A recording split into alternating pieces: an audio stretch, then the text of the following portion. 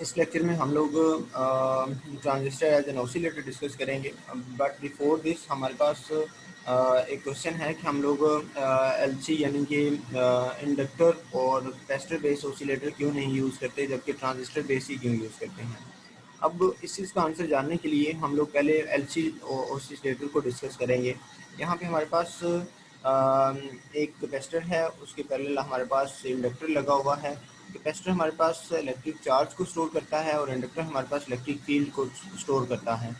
अब जैसे ही हम लोग इसको एक्सटर्नल बैटरी के साथ अटैच करेंगे और यहाँ पे एक स्विच लगा हुआ है, स्विच को ऑन करेंगे तो क्या होगा, बैटरी से वो कैपेसिटर को चार्ज करेगा। कैपेसिटर जब चार्ज हो जाएगा तो उसके बाद हम लोग क्या करेंगे, इस सर्किट को रिमूव कर देंगे।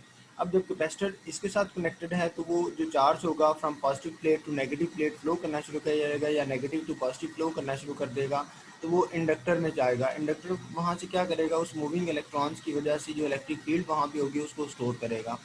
अब कैपेसिटर कंटिन्यूसली डिस्चार्ज हो रहा होगा, इंडक्टर कंटिन्यूसली चार्ज हो रहा होगा। और जब इंडक्टर फुली चार्ज हो चुका होगा तो कैपेसिटर डिस्चार्ज होगा, तो स्टेज के ऊपर ये इंडक्टर क्या करेगा, फर्दर फिर कैपेसिटर को चार्ज करना शुरू कर देगा और इंडक्टर क्या होना शुरू हो जाएगा, खुद डिस्चार्ज होना शुरू हो जाएगा। और ये प्रोसीजर कंटिन्यूसली इसके अंदर चलता रहेगा। अब होगा इस वजह से क्योंकि हमने ये एक्सटर्नल बैटरी को यहाँ से क्या कर दिया हुआ, रिमूव कर दिया। रिमूव तब किया था जब हम लोगों ने स्विच ऑन करने के बाद कैपेसिटर को फुली चार्ज कर लिया था। वंस चार्ज हो गया था तो उस वक्त हमने इसे बैटरी वाले सर्किट को यहाँ से लाइन लगा के शो कर दिया कि ये रिमूव हो गया है। अब उसके बाद कंटिन्यूसली ये प्रोसीजर चलता रहेगा, यानी कि इलेक्ट्रॉन कभी कैपेसिटर को चार्ज कर रहे होंगे, कभी उनकी जो इलेक्ट्रिक फील्ड होगी वो इंडक्टर को चार्ज कर रही होगी। अब ये कंटिन्यूसली प्रोसीजर चल रहा होगा। अब होगा ये कि जब हम लोग आउटपुट में देखेंगे तो आउटपुट में जब बिफोर आउटपुट अगर हम वो जो मूविंग इलेक्ट्रॉन है, कभी वो कैपेसिटर को आगे चार्ज कर रहे हैं, कभी इंडक्टर को चार्ज कर रहे हैं, तो वो during movement collision with the other electron, collision with the walls of the material, wires वगैरह, तो उसमें उसकी वो अपनी एनर्जी को कंटिन्यूसली क्या कर रहे होंगे, लूज़ कर रहे होंगे, यानी कि वो एनर्जी डिसिपेट कर रहे होंगे। एनर्जी डिसिपेट कर रहे होंगे तो जो हमें शुरू में पीक मिलेगी, सपोज करें ये वाली जो पीक मिल रही है, उसके बाद वो कंटिन्यूसली पीक की जो एम्पलीट्यूड है वो कम होता जाएगा और एक स्टेज आएगी जब एनर्जी उनकी ख़त्म हो जाएगी तो वो ज़ीरो लाइन को टच कर जाएंगे और जो हमारे पास पीक बनेगी वो डैम्पिंग पीक होगी, यानी कि जो सिग्नल बनेगा वो डैम्पिंग होगा, यानी कि वो continuously with the passage of time क्या हो रहा है, डिक्रीज़ हो रहा है, उसका एम्पलीट्यूड डिक्रीज़ हो रहा है।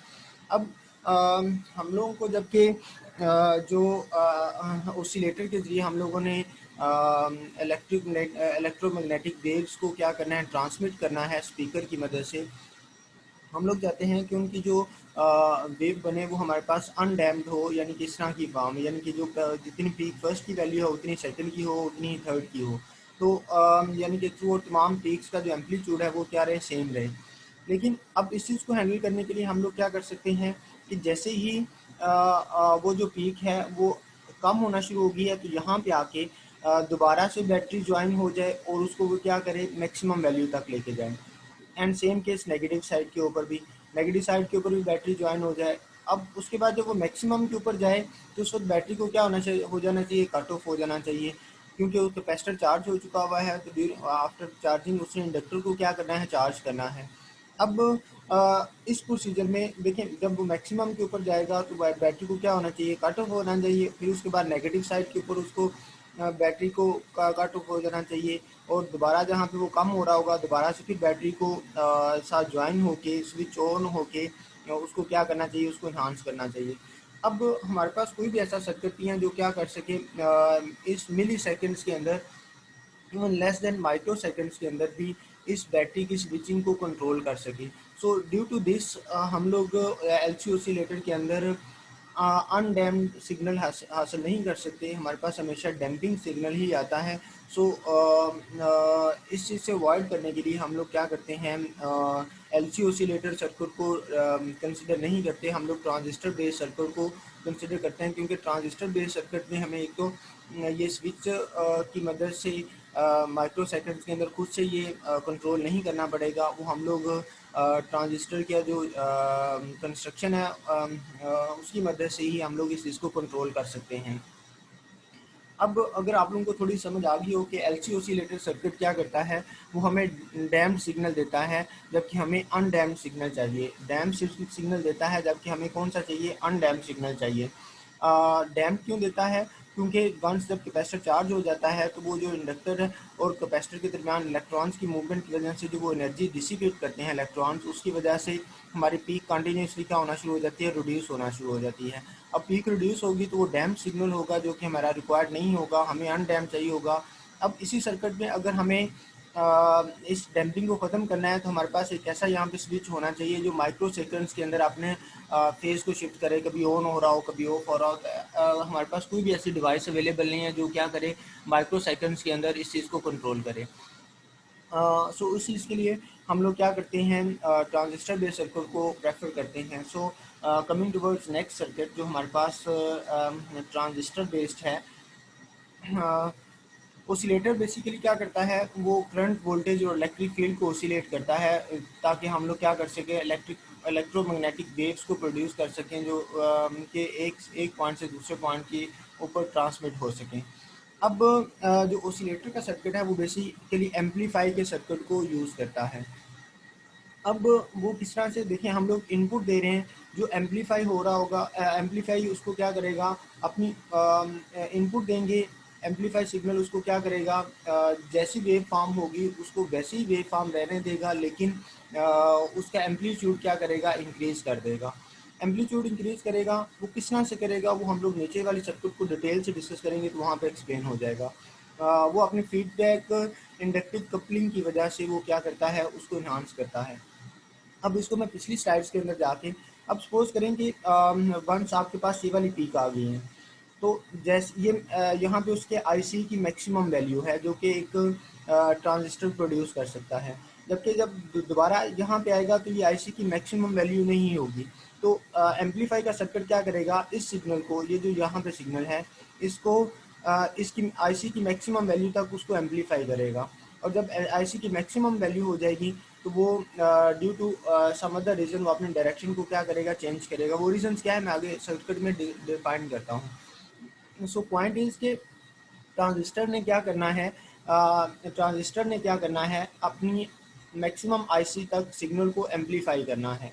अब मैक्सिमम सिग्नल एम्पलीफाई करना है तो यानी कि जब सिग्नल इस जगह के ऊपर होगा तो वो सिग्नल को एम्पलीफाई का सर्किट क्या करेगा, उसकी आईसी की मैक्सिमम वैल्यू तक लेके जाएगा। जब मैक्सिमम तक लेके जाएगा तो हमारी पहली पीक की जो वैल्यू होगी दूसरी की भी हुई होगी, तीसरी की भी हुई होगी, एंड सो हमें अनडैम्प्ड सिग्नल मिल रहा होगा। अब वो एम्पलीफाई किस तरह से कर रहा होगा, और जब एम्पलीफाई करते हुए जब पॉजिटिव पीक के ऊपर जाएगा तो वो अपनी डायरेक्शन किस तरह से चेंज करेगा, और सिमिलरली जब नेगेटिव साइड पे वो उसको एम्पलीफाई करेगा और नेगेटिव से वो जब पॉजिटिव साइड के ऊपर अपनी डायरेक्शन किस तरह से चेंज करेगा, वो हम लोग डिस्कस करते हैं। अब यहाँ पे आप लोगों के सामने ये वाला एम्पलीफाई का सर्किट है, अगर आप लोगों को याद हो तो यहाँ पे ये कैपेसिटर, ये वीसीसी, ये आपके पास वीबीबी है। इसमें थोड़ा सा डिफरेंस ये है कि ये फीडबैक कपलिंग है, यानी कि आउटपुट हमारे पास जब इतनी आ रही है तो ये आउटपुट हम लोग वापस सर्किट को देंगे ताकि वो सर्किट उस वैल्यू को क्या करे, एम्पलीफाई कर सके अपनी मैक्सिमम वैल्यू तक। अब हम उसको सर्किट को वैसे वापस कैसे दे सकते हैं, तो उसके लिए हम लोग जस्ट लाइक ट्रांसफार्मर वाला फिनोमेना यूज़ करेंगे। ये आपके पास प्राइमरी कोइल्स हैं, ये आपके पास सेकेंडरी कोइल्स हैं जिसको हम लोग आउटपुट के ऊपर भी मेजर कर रहे हैं। एंड सेम केस यहाँ पे एक सपोज करें, एक आपके पास वुडन रॉड है, वुडन स्टिक टाइप्स को कंसिडर कर लें। ये तीनों कोइल्स जो हैं उसी के ऊपर एक जगह के ऊपर माउंट किए हुए हैं, but for the sake of simplicity in coils को थोड़ा सा ऊपर शो किया गया है, लेकिन ये हैं सारी इकट्ठी। अब इनके अंदर जो इलेक्ट्रिक फील्ड होंगी वो उनकी इन्फ्लुएंस में ये वाली कोयल जाएंगी और ये वाली कोयल जाएंगी। So change in electric field of this will produce electromagnetic field, sorry, EMF in this coil. So ये ट्रांसफार्मर वाला फिनोमेना है। जब इसमें से electric field pass in coil में से करंट पास होगा तो इसकी सराउंडिंग में जो मैग्नेटिक फील्ड ऑफ लाइंस होंगी वो इन इस जो है ना इन कॉइल में से पास होंगी और इनमें से पास होंगी। सो इनमें क्या होगी, इंड्यूस्ड ईएमएफ प्रोड्यूस होगी। वो जो इंड्यूस्ड ईएमएफ होगी वो बेसिकली वोल्टेज होगी और वो हम लोग वापस बैक किसको कर रहे होंगे, बेस को कर रहे होंगे। और वो ये वापस तब तक होती हो रहेगी जब तक यहाँ से आईसी की वैल्यू यहाँ पे मैक्सिमम नहीं हो जाती। और आईसी की वैल्यू मैक्सिमम तब होगी जब वो यहाँ पे जाके उसको एम्पलीफाई करते हुए उसकी मैक्सिमम वैल्यू तक यानी कि यहाँ तक लेके नहीं आ जाता। अब अगेन ये समझ लें कि यहाँ पे जब करंट पास कर रहा होगा तो यहाँ पे इसकी सराउंडिंग में मैग्नेटिक फील्ड ऑफ लाइंस होंगी। वो मैग्नेटिक फील्ड ऑफ लाइंस जब इस इन कॉइल्स में से पास होंगी और इन कॉइल्स में से पास होंगी तो यहाँ पे इंड्यूस्ड ईएमएफ प्रोड्यूस होगी। अब वो जो इंड्यूस्ड ईएमएफ होगी वो बेसिकली वोल्टेज होगा और उसको हम लोग वापस किसको दे रहे होंगे, बेस को दे रहे होंगे। और ये फिर उसको वापस करेगा, सपोज करें पहले 2 थी, फिर उसके बाद ये इसको एम्पलीफाई करेगा तो वापस ये उसको क्या करेगा, 4 कर देगा। फिर ये 4 वापस जाएगा तो ये 6 कर देगा, 6 को फिर वापस क्या करेगा, 8 कर देगा। और सपोज करें जो है ना मैक्सिमम आईसी की जो वैल्यू है वो 10 है, तो ये वापस जब 10 करेगा तो उस केस में ये जो आई 10 जब वापस जाएगा तो दोबारा से फिर यहाँ पे 10 ही रहेगा, क्योंकि ये जो एम्पलीफाई का सर्किट है वो मैक्सिमम आईसी की वैल्यू 10 प्रोड्यूस कर सकता है। अब जाकर हम यहाँ पे देखें 10 के ऊपर जाके जो वोल्टेज है वो या करंट जो है वो कांस्टेंट हो गया। तो इसका मतलब है कि यहाँ पे जो magnetic field of lines produce हो रही उसकी वजह से यहाँ पे जो चेंज ऑफ मैग्नेटिक फ्लक्स है वो कांस्टेंट हो गया है।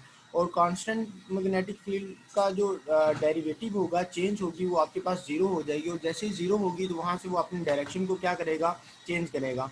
सपोज करें कि वो जब पॉजिटिव साइड के ऊपर जा रहा था, पॉजिटिव साइड के ऊपर जा रहा था तो मैक्सिमम वैल्यू के ऊपर जाके जब आईसी कांस्टेंट हो जाएगा तो इसका मतलब है magnetic field of lines constant हो जाएगी। Magnetic field of lines constant हो जाएंगी तो उनका जो derivative which is equal to d5 और dt which is equal to basically EMF, तो वो आपके पास five magnetic field of lines constant मिल रही है फाइव, तो कांस्टेंट का जो डेरिवेटिव होता है वो आपके पास जीरो आएगा। जैसे कि मैंने यहाँ पे शो किया हुआ है, ईएमएफ जो है वो d5/dt है और that is equal to zero. So इन बातों को मैंने यहाँ पे एक्सप्लेन भी कर दिया हुआ है।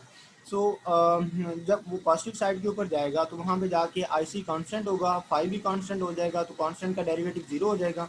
जीरो होगा तो जो है यहाँ पे जो है कैपेसिटर के ऊपर जो प्लेट्स होंगी वो अपनी पोलैरिटी को रिवर्ट करेंगी और वो अपनी डायरेक्शन को क्या करेगा, चेंज कर लेगा। जैसे ही अपनी डायरेक्शन को चेंज करेगा तो वो पॉजिटिव से जीरो की तरफ आना शुरू हो जाएगा। और कंटिन्यूसली जीरो से जब वो नेगेटिव साइड के ऊपर जाएगा तो अगेन सपोज करें यहाँ पे टू वैल्यू के ऊपर टू वैल्यू तक सिग्नल मिल रहा था और टू से बाद वो 10 तक उसको एम्पलीफाई का सिग्नल क्या करेगा, एम्पलीफाई करेगा माइनस साइड में। और माइनस साइड के ऊपर जैसे ही वो पीक वैल्यू के ऊपर जाएगा आईसी, तो वहाँ पे अगेन इलेक्ट्रिक फील्ड क्या हो जाएगी, sorry change in magnetic flux क्या हो जाएगा, जीरो हो जाएगा। और वहाँ से वो डायरेक्शन फिर चेंज करेगा और कैपेसिटर अपनी प्लेट्स की जो है पोलैरिटी चेंज करेगा और वो दोबारा से फिर क्या करेगा, उसको अगेन पॉजिटिव साइड के ऊपर इंक्रीज करता जाएगा। और सो इसका मतलब है जहाँ तक इनपुट सिग्नल आएगा, इनपुट की वजह से जहाँ तक आउटपुट आएगी उसके बाद एम्पलीफाई का सिग्नल उसको क्या करेगा, आईसी की मैक्सिमम वैल्यू तक उसको एम्पलीफाई करेगा।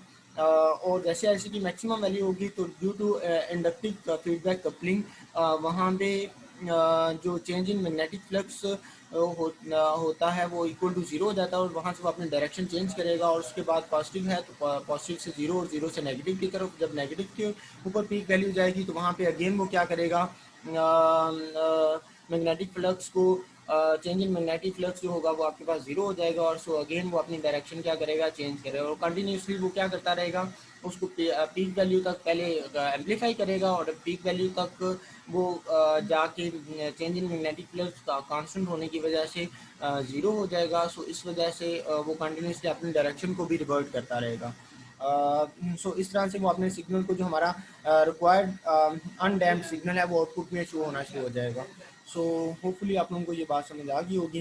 अगर कोई मसला हो तो देखिए यहाँ पे मैंने सारी चीज़ें लिख भी दी हुई हैं, अगर आप इनको डिस्कस कर लेंगे, समझ पढ़ लेंगे तो आप लोगों को समझ भी आ जाएगी। सो होपफुली आप लोगों को अगर कोई मसला हो तो आप डिस्कस कर सकते हैं।